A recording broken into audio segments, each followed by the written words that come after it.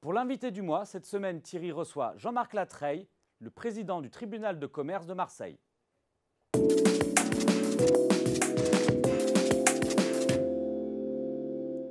Chers amis, bonsoir et bienvenue pour cette interview du mois.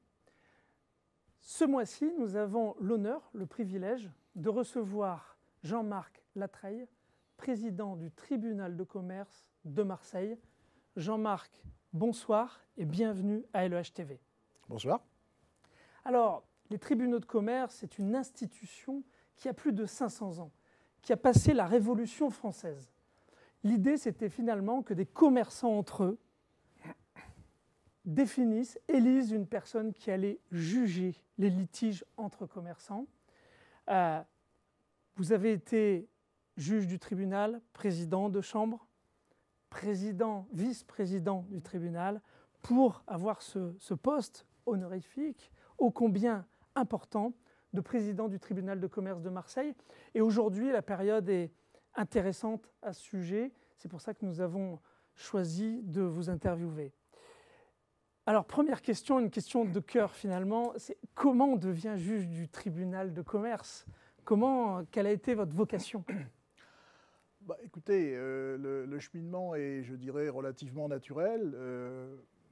Un chef d'entreprise, comme je l'ai été 40 ans de ma vie, sait déjà par nature ce qu'est l'institution consulaire, l'institution du tribunal de commerce, et sait que cette institution fonctionne avec des juges qui sont également des chefs d'entreprise.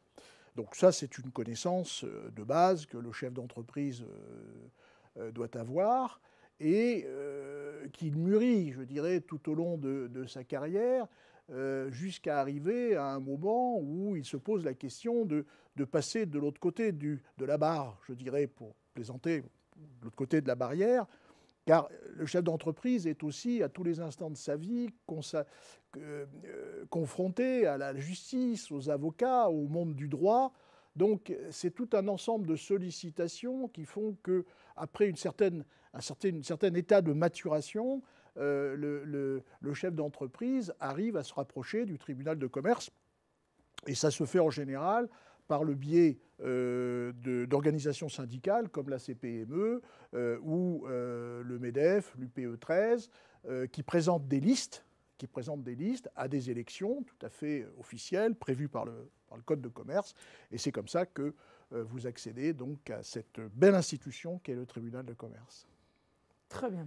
Alors, vous avez pris cette présidence il y a un an et vous vous êtes inscrit dans la continuité, mais aussi en essayant d'ajouter de nouveaux objectifs. J'ai cru comprendre qu'il y avait 3 grands objectifs. Quels sont ces objectifs pour votre mandat? Alors, ces 3 objectifs, je vais y revenir tout de suite, mais ces 3 objectifs découlent d'un constat que j'ai eu l'occasion de faire dans ma carrière professionnelle, que j'ai également l'occasion de faire en ce moment. C'est une très forte méconnaissance du tissu économique, de la réalité d'un tribunal de commerce. Déjà dans les termes, combien de fois on constate on rencontre des gens qui confondent chambre de commerce et tribunal de commerce. Ce ne sont pas tout à fait les mêmes choses. Combien de personnes confondent également le conseil de prud'homme et le tribunal de commerce? Ce sont des choses encore presque plus éloignées. Ensuite, dans le langage, je suis aujourd'hui un peu choqué d'entendre dans le langage d'hommes politiques, beaucoup de journalistes, l'utilisation de mots qui sont des mots qui aujourd'hui n'ont plus de sens. Par exemple, le mot de faillite, qui doit être prononcé des milliers de fois par jour. Bon. La faillite n'existe plus. Le régime de la faillite a été abrogé par la loi de 1985. Aujourd'hui, on parle de liquidation judiciaire, on ne parle pas de faillite. La faillite continue à exister, mais c'est une sanction. C'est une sanction du chef d'entreprise qui a commis de graves fautes de gestion et qui, à ce titre-là, est sanctionné par le tribunal. De même, on parle de dépôt de bilan. Non, dépôt aujourd'hui, on dépose ses comptes au tribunal tous les ans, ses comptes annuels, c'est une obligation légale, mais aujourd'hui, on n'utilise plus ce terme de dépôt de bilan. Aujourd'hui, on parle d'une déclaration de cessation des paiements. Bref, déjà aujourd'hui, mettre derrière les mots des choses exactes, d'accord, et faire disparaître ce climat anxiogène que créent des mots comme faillite et dépôt de bilan. Donc ça, c'est une remarque que je me fais depuis bien des années. Et donc, dans les objectifs que je me suis fixés pour ce mandat, eh bien, il y avait de remettre le tribunal au sein de la vie économique du territoire et d'en faire un lieu où l'on ne va pas à reculons. Parce qu'aujourd'hui, le tribunal de commerce fait peur, c'est absolument indiscutable, c'était également tout à fait regrettable, et j'ai encore 3 ans de travail devant moi pour ramener les chefs d'entreprise au sein du tribunal, qui est cet endroit où ils ont donné naissance à leur entreprise, qui est cet endroit où ils l'ont vu grandir. Le greffe. Voilà, en déposant ses comptes annuels. C'est un lieu de naissance. Absolument. C'est aussi un lieu de fin de vie. Mais c'est un lieu de fin de vie comme l'est un hôpital ou une clinique. Et la disparition d'une entreprise ne doit pas être considérée comme quelque chose d'anormal. La disparition d'une entreprise est quelque chose de logique et normal au terme d'un cycle, plus ou moins long. Mais en tout état de cause, cette notion ne doit pas être anxiogène. Lieu de vie, je retiens lieu de vie, je retiens des termes à retirer, le mot faillite, le mot dépôt de bilan, on a bien compris, pour préférer procédure collective. Vous verrez ce soir en regardant les informations télévisées combien de fois le mot faillite est utilisé, à commencer, et je le regrette bien, par notre président de la République. C'est noté. Monsieur le Président de la République, sur LEH-TV. Absolument. Alors, une question. Alors, revenons sur vos 3 objectifs, peut-être très succinctement. Vous, dans votre mandat, si on peut les résumer, 3 choses importantes.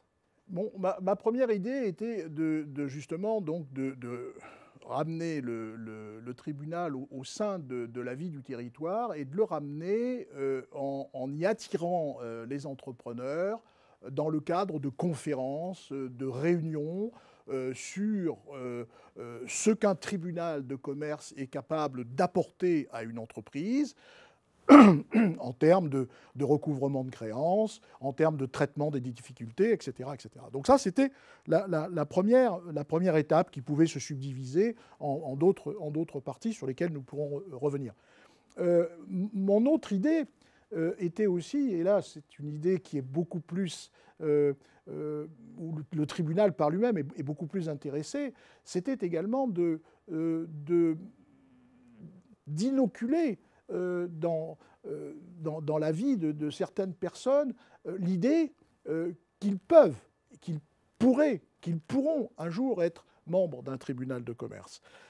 Aujourd'hui, et je le regrette, je ne pense pas on parle beaucoup des tribunaux de commerce dans les écoles de management. Je le regrette beaucoup parce que je suis issu d'une de ces écoles et je sais déjà que lorsque j'ai fait mes études, on ne m'en a pas parlé.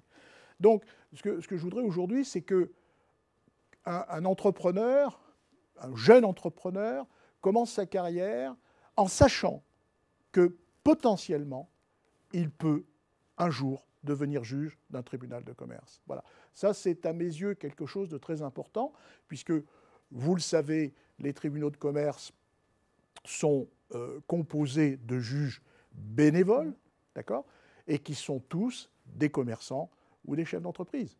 Donc, nous avons besoin, puisque nous avons des limites d'âge, nous avons des limites hautes, des limites basses, mais nous avons également un nombre de mandats limité, donc nous avons un besoin de renouvellement de nos juges, et pour cela, nous avons besoin de pouvoir compter sur un vivier potentiel de candidatures. Créer des vocations, s'investir sur le territoire sont effectivement des valeurs qui sont essentielles, bénévoles, qui sont chères à LEHV, puisque nous aussi, nous sommes des bénévoles. Le message est retenu. Si vous souhaitez devenir juge du tribunal de commerce, Jean-Marc est à votre disposition. Alors, un autre sujet, Jean-Marc, que j'ai envie de vous poser. On entend beaucoup de chiffres à la télé, on entend beaucoup de discours sur les chiffres des procédures collectives de l'année dernière. Moi, j'ai regardé un petit peu les chiffres, et il y en a deux qui m'ont étonné, c'était 2001 et 1993. 1993, la date où il y a le plus de procédures collectives, 2001, où il y en a le moins. Et on entend aujourd'hui finalement des chiffres comme moins 49% en dessous de 2009, moins 36% entre 2009 et 2020 de procédures collectives. On parle d'une économie presque artificielle.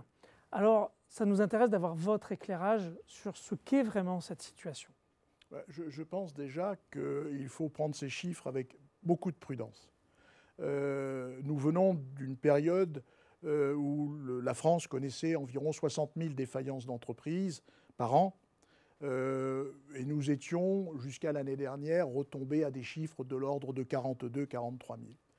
Cette année 2020 a vu une chute drastique du nombre de procédures, puisque nous sommes pratiquement à moins 40 par rapport à moins 40% par rapport à 2019. Mais je crois que c'est un chiffre qu'il faut se garder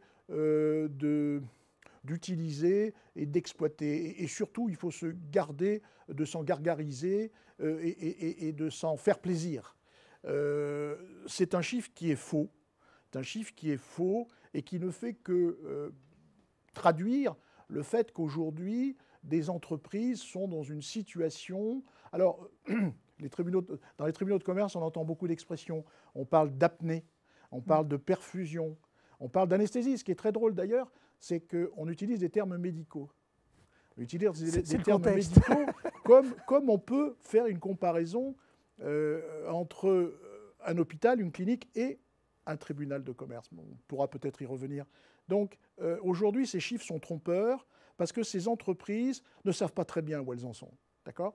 Elles sont soutenues parce qu'on déverse sur elles un flot quasi ininterrompu d'argent par les PGE, par les fonds de solidarité. On reporte les échéances d'emprunt.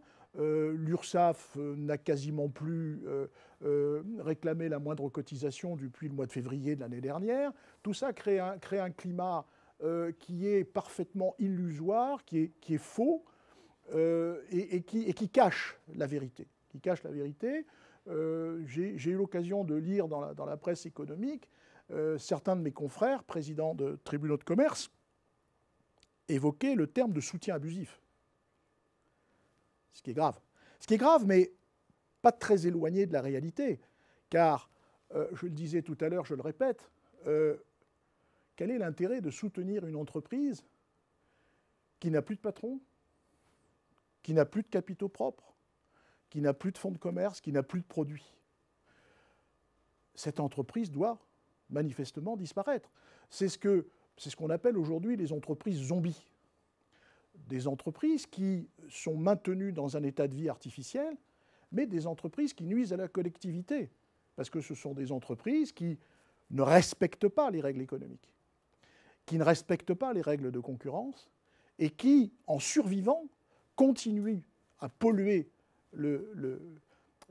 l'économie locale et à causer du tort à des entreprises qui, elles, sont des entreprises qui respectent les règles du jeu. Des mots très forts, entreprise zombie, je retiens, et vous avez parfaitement raison. Nous, sur notre territoire, nous avons... C'est pas une invention, je l'ai lu dans la presse. Nous avons des entreprises qui sont vaillantes, qui sont dynamiques, mais qui parfois ont une clientèle de CHR, qui ont des difficultés aujourd'hui parce qu'elles ne peuvent pas travailler, qui ont sur certains des secteurs d'activité qui sont en panne. Alors moi la question, c'est vrai, vous avez parlé d'une chose, c'est que le tribunal de commerce fait peur. On a bien compris que vous étiez là pour accompagner, susciter des vocations. Je suis une entreprise, j'ai des difficultés. Qu'est-ce que je peux faire pour être aidé par ce tribunal ? Par votre tribunal ? L'entreprise a deux conseils naturels. C'est son avocat son expert comptable. Ce qu'il faut que les gens qui nous écoutent comprennent, c'est qu'aujourd'hui, une entreprise qui arrive au tribunal et qui rencontre son juge et qui n'est pas en mesure de présenter des comptes dignes de ce nom est une entreprise pour laquelle il n'y a pratiquement pas de solution. D'accord ? Donc, ça, je tiens à le dire parce que, et je ne fais pas la promotion de la profession d'expert comptable, je ne suis pas expert comptable, mais c'est la règle du jeu. Sans compte, il ne peut pas y avoir de traitement des difficultés de l'entreprise. Donc le chef d'entreprise doit le savoir. Je vois aujourd'hui beaucoup trop de chefs d'entreprise qui arrivent dans des situations difficiles. Vous leur demandez, on est par exemple au mois de février 2021, vous demandez des comptes et on vous présente des comptes de 2018. En vous disant, les comptes de 2019, mon expert comptable ne me les a pas donnés, il est en retard, etc., etc. En fait, ce genre de situation cache très fréquemment le fait que l'expert comptable n'est tout simplement pas payé de ses honoraires et que, hélas, et à juste titre, il retient le fruit de son travail, c'est-à-dire l'édition des comptes. Donc ça, c'est un premier point. On commence par aller voir son conseil, ses conseils, qui, vous avez parlé de CHR, reprenons cet exemple, devrait, si j'étais restaurateur ou hôtelier, établir des comptes prévisionnels, par exemple au mois de juin de 2021, et via ces comptes prévisionnels, voir à peu près comment la situation va se présenter. Parce que, soyons clairs aussi, vous avez des entreprises aujourd'hui qui ont prospéré grâce à la crise, parce qu'elles se trouvaient dans des créneaux de marché que la crise n'a pas affectés. Tout à fait. Vous avez aussi des entreprises fortement capitalisées ou faisant partie de groupes qui vont enregistrer une perte d'exploitation à la fin de 2020, qui vont la reporter à nouveau sur 2021. La perte sera absorbée par les fonds propres de l'entreprise et, je dirais, la crise ne sera plus qu'un mauvais souvenir. Mais toutes ces entreprises qui sont faiblement capitalisées, ce qui est, hélas, la caractéristique des TPE et encore plus des TPE du ressort, ces entreprises ne pourront pas se permettre d'absorber sur leurs fonds propres qu'elles n'ont pas les déficits qu'elles auront connus en 2020. Donc, on va se retrouver face à un mur, ce que nous appelons, en termes techniques, un mur de dette. Ce mur de dette, il faut savoir qu'aujourd'hui, nous disposons des outils pour le traiter. Donc, l'avocat, l'expert comptable doivent faire prendre conscience aux chefs d'entreprise de l'existence de ce risque, qui n'est pas un risque certain, qui est potentiel, et ils doivent le quantifier. Une fois que le risque est quantifié, on sait combien d'argent on doit et à qui on le doit. Nous disposons aujourd'hui, par la loi, ce ne sont pas des dispositions spécifiques, de procédures, qui sont des procédures de prévention. Je dis bien de prévention, ce ne sont pas des procédures collectives, ce sont des procédures de prévention, qui permettent aux chefs d'entreprise d'être assistés par un conciliateur ou un mandataire, qui sont des professionnels du droit et du chiffre, et de mettre autour de la table les créanciers. Mais les créanciers autour de la table, et on propose une solution de sortie de crise. Ce sont des procédures qui fonctionnent, et qui fonctionnent avec des taux de réussite qui sont très élevés. L'ensemble des tribunaux de commerce de France s'entend à considérer que nous avons des taux de réussite qui sont entre 70 et 80%, ce qui est quand même tout à fait considérable. D'accord ? Et je le répète, ce sont des procédures confidentielles. Si le chef d'entreprise veut mener une procédure de conciliation, de mandat ad hoc, il peut le faire sans que le personnel de son entreprise soit au courant. Ça, et bien évidemment, important. sans que son concurrent ou son voisin le soit sache. aussi. Voilà. Ça, c'est très important.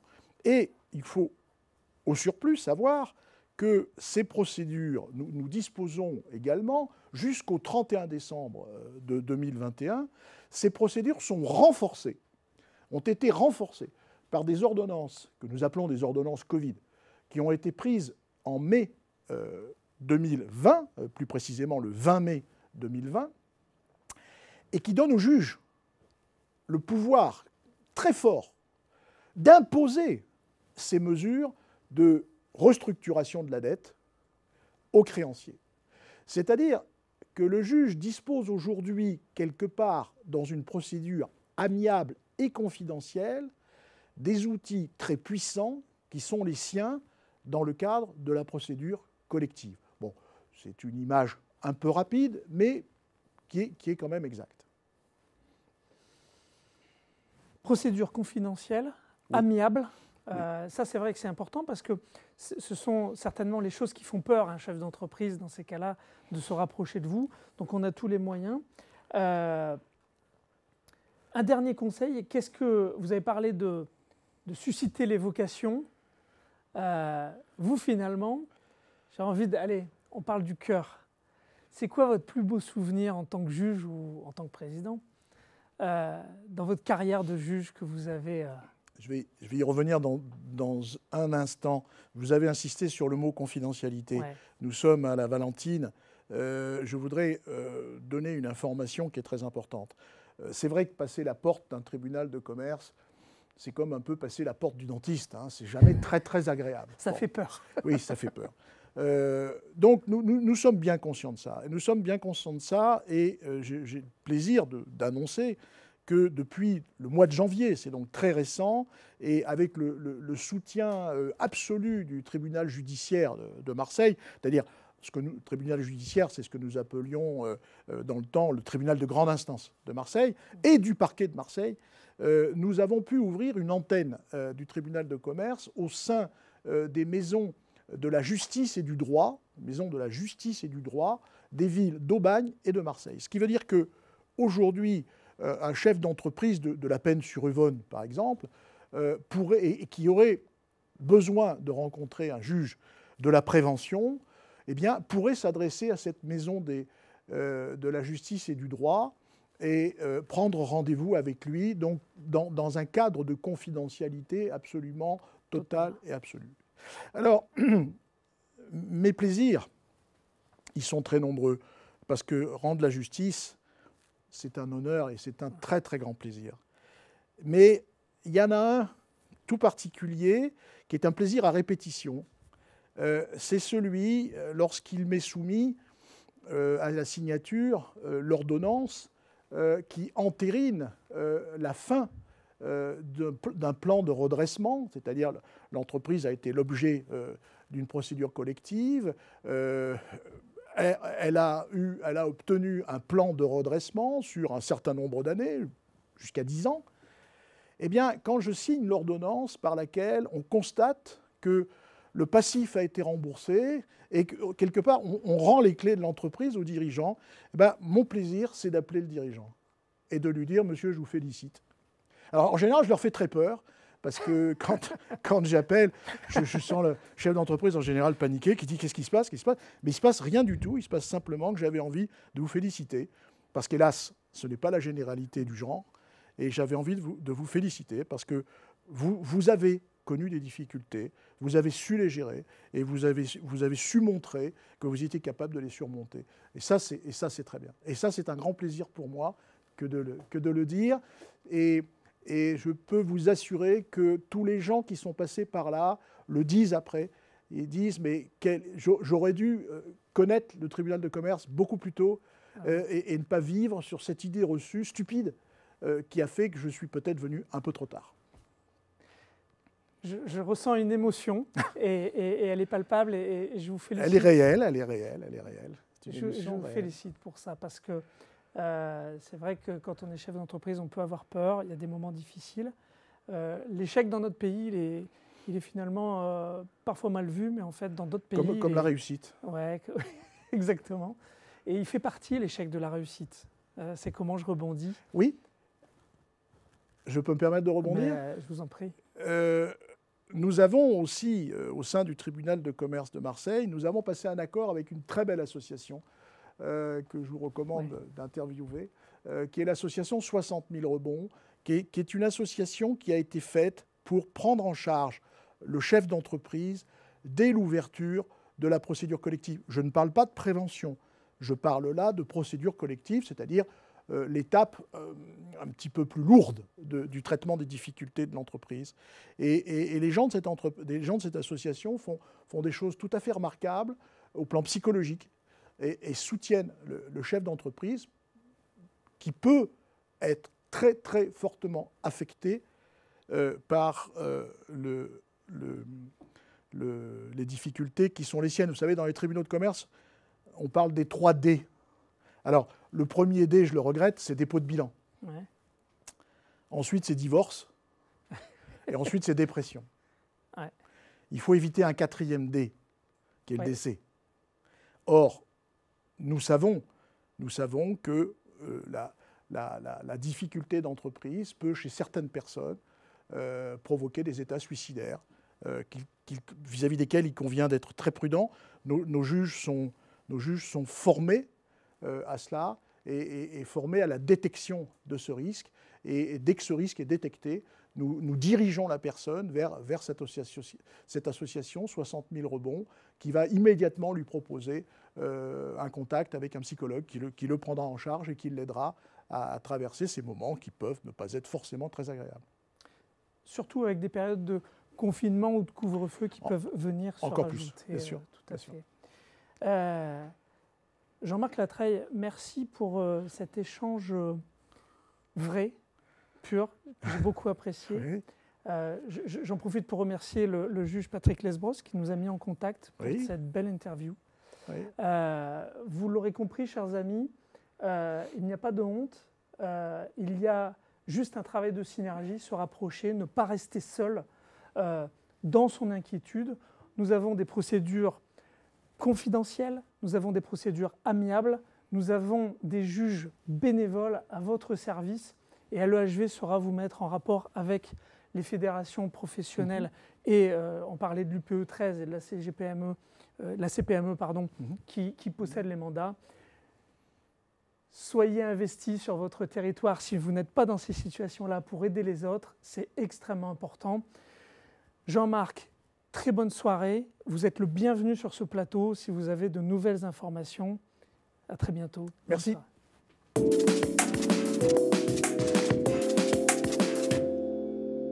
Quelle interview, pleine de sens et intimiste. Confidentialité et accompagnement, le tribunal de commerce sera là pour vous aider. La semaine prochaine, le rendez-vous des experts avec Serge et Maud. On remercie nos partenaires institutionnels, nos partenaires premium et nos partenaires adhérents qui nous soutiennent tout au long de l'année.